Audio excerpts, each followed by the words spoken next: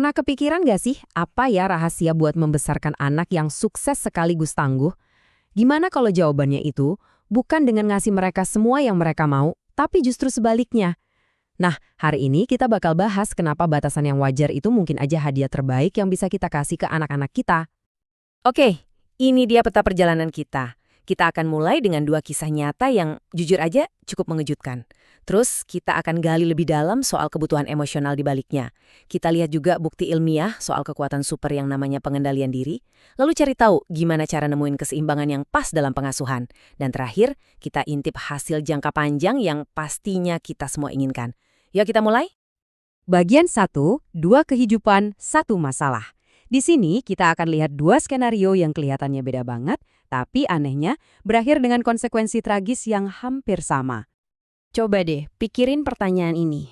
Jawaban dari pertanyaan ini tuh bener-bener jadi kunci buat ngerti kenapa dua anak dari latar belakang yang beda total bisa berakhir di jalan yang sama-sama merusak. Oke, kenalan dulu yuk sama Carly. Dia ini anak kesayangan, jadi dunia tuh serasa berputar di sekelilingnya. Tapi pas dewasa, dunia nyata seolah menghantamnya keras. Pekerjaan gak pernah awet, sampai akhirnya bangkrut.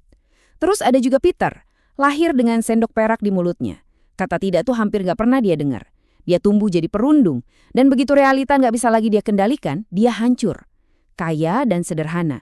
Dua jalan hidup yang beda, tapi kok bisa ya berakhir di titik kehancuran yang sama? Kenapa? Ternyata karena ada satu kebutuhan fundamental yang gak pernah mereka dapetin. Jadi, apa sih kebutuhan yang hilang itu? Jawabannya ada di bagian 2, kebutuhan emosional inti. Intinya tuh sebenarnya memberikan anak-anak kita pemahaman soal mana yang benar dan salah, soal batasan, dan cara bergaul dengan orang lain. Ini bukan soal mengekang loh, tapi justru sebaliknya. Ini kayak ngasih mereka sebuah kompas internal, alat buat ngebangun pengendalian diri, disiplin, dan rasa adil dari dalam diri mereka sendiri. Buat seorang anak, ini tuh terasa seperti rasa aman. Aneh ya kedengarannya. Tapi keamanan itu datang dari kalimat ini. Mereka nggak selalu ngasih apa yang aku mau, mereka bilang nggak kalau itu memang yang terbaik buat aku. Jadi, buat anak-anak, kata tidak yang konsisten itu bukan hukuman, itu adalah sebuah kepastian. Hasilnya, anak-anak jadi menanamkan keyakinan-keyakinan ini di dalam diri mereka. Mereka belajar kalau tantangan itu baik, kalau jadi tekun itu penting, berpikir sebelum bertindak itu bijak, dan tanggung jawab itu sebuah keharusan. Nah, inilah pilar-pilar yang ngebangun ketangguhan mental mereka. Nah, sekarang kita lanjut dan lihat gimana semua ini bisa ngebangun satu kekuatan super buat seumur hidup. Bagian 3, kekuatan pengendalian diri. Anda mungkin udah sering dengar soal ini. Tes marshmallow dari Stanford. Aturannya simple banget. Anak-anak ditawarin 1 marshmallow sekarang, atau kalau mereka sabar nunggu 15 menit, mereka bisa dapat 2. Sebuah pilihan kecil di masa kecil, tapi dampaknya di masa depan, wow, luar biasa. Dan hasilnya? Ini benar-benar mencengangkan. Bertahun-tahun kemudian, para peneliti ini ngelacak anak-anak tadi. Dan ternyata, mereka yang berhasil nungguin marshmallow kedua, punya skor SAT, itu loh ujian masuk universitas, rata-rata 210 poin lebih tinggi. 210 poin.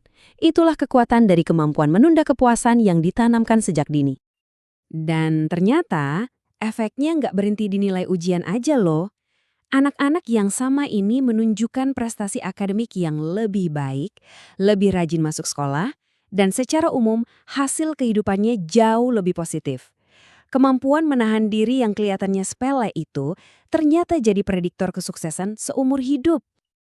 Oke, jadi kalau batasan itu sepenting itu, gimana dong caranya orang tua nerapinnya secara efektif? Nah, ini membawa kita ke bagian 4, menemukan keseimbangan yang tepat. Dalam prakteknya, orang tua tuh sering banget kejebak di antara dua kutub. Di satu sisi ada gaya diktator, terlalu kaku, yang ujung-ujungnya cuma bikin anak benci dan memberontak. Di sisi lain ada gaya terserah, terlalu bebas, yang malah menciptakan anak yang cemas dan ngerasa berhak atas segalanya. Keduanya sama-sama gagal ngasih apa yang anak butuhkan, batasan yang wajar. Dan yang paling bahaya adalah ketika orang tua bolak-balik di antara dua kutub ini. Hari ini keras, besok bebas. Sinyal yang campur aduk ini bisa ngejebak keluarga dalam apa yang disebut pusaran eskalasi konflik. Sebuah siklus di mana salah paham kecil bisa meledak jadi pertengkaran besar dan akhirnya hubungan jadi terkikis. Jadi solusinya gimana? Bukan dengan jadi orang tua yang sempurna. Menurut Dr. Gary Solomon, kuncinya adalah CPR, konsisten, prediktif, dan reliable. Artinya, aturan kita tuh jelas dan bisa diandalkan. Orang tua yang nerapin CPR ini cenderung membesarkan anak yang sehat secara mental. Disinilah ironinya. Anak-anak itu pasti akan nguji setiap batasan kita. Tapi jauh di lubuk hati mereka, justru konsistensi itulah yang bikin mereka merasa aman. Akhirnya, kita sampai di tujuan utamanya, yang ternyata jauh lebih dalam dari sekedar bikin anak jadi patuh. Bagian 5, hasil jangka panjang.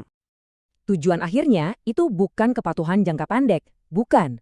Jauh lebih dalam dari itu, yaitu ngebantu anak ngerti kenapa dibalik sebuah aturan. Soalnya, saat mereka paham alasannya, aturan itu bukan lagi paksaan dari luar, tapi menjadi prinsip dari dalam diri mereka sendiri. Prosesnya itu kira-kira begini. Pertama, orang tua ngejelasin kenapanya. Terus, anak mulai paham pentingnya batasan itu. Akhirnya, anak mengadopsi nilai itu sebagai miliknya sendiri. Nah, inilah transformasi ajaib dari disiplin eksternal menjadi disiplin diri yang otentik. Pada akhirnya, semua ini membawa kita ke sebuah pertanyaan fundamental. Apakah tujuan kita itu ngajarin anak apa yang harus dipikirkan atau bagaimana seharusnya mereka bersikap? Dengan memberikan batasan yang wajar dan penuh kasih, kita tuh nggak sedang mengendalikan mereka. Justru, kita lagi ngasih mereka hadiah terindah, sebuah kompas internal buat menavigasi hidup mereka sendiri. Kita memberi mereka kekuatan untuk menjadi versi terbaik dari diri mereka.